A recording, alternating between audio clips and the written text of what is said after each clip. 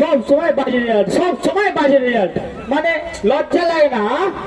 কেমন নির্লজ্জের মতন দাঁড়িয়ে আছে, আবার বলে স্টুডেন্ট, স্টুডেন্ট আবার কলঙ্ক তুই। একটা সম্পর্কের কোথায় ভাঙন ধরে জানো তো বাবা? মানে এক্সপেকটেশন, এই ভুল ভাল এক্সপেকটেশন। ও বাবা হয়ে আমি তোর রেজাল্টটা এক্সপেক্ট করতে পারবো না, সেটাই আমার জন্য অপরাধ। বাবা হয়ে আমি তোর ভালো রেজাল্ট আশা করতে পারবো না? আরে বাবা, তুমি একটা কথা কেন বুঝতে চাইছো না? একটা স্টুডেন্টের পক্ষে সবসময় ভালো রেজাল্ট করাটা সম্ভব নয়, আর তাই হয়তো আমি সবসময় বাজে রেজাল্ট করি।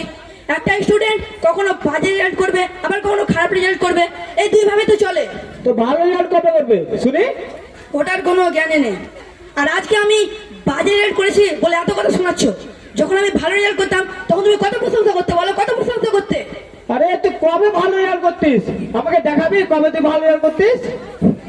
ওসব আমি বলি না, ওসব আমি বলি না, যেসব কথা আমার মনে নেই।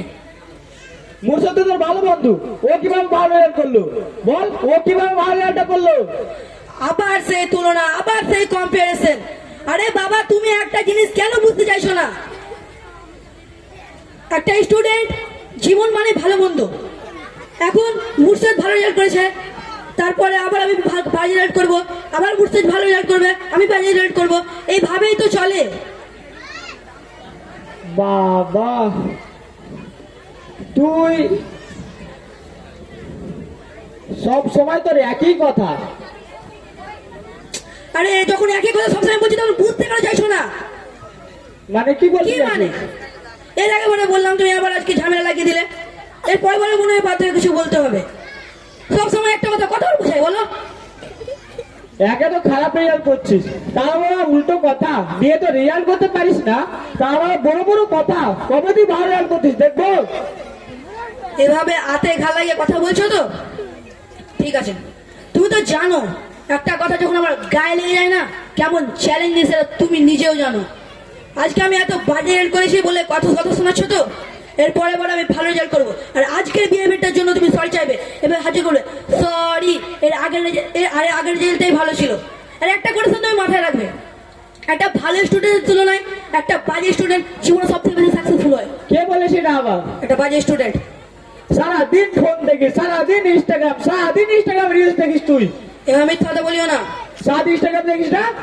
মাঝে মধ্যে তো ইউটিউবটাও খুলি। আর তুমি কিভাবে জানলে আমি সারাদিন ইনস্টাগ্রাম দেখি? তবে যখনই দেখে তুই তখন ইনস্টাগ্রাম চালাচ্ছিস। ধরা পড়ে গেলে তো ছি বাবা, ছি। বাবা ভাইয়ের ছেলে লুকিয়ে লুকিয়ে ইনস্টাগ্রাম দেখতে লজ্জা লাগে না? আমি যদি তোমার এখন লুকিয়ে লুকিয়ে ফেসবুক দেখি তাহলে কি হবে?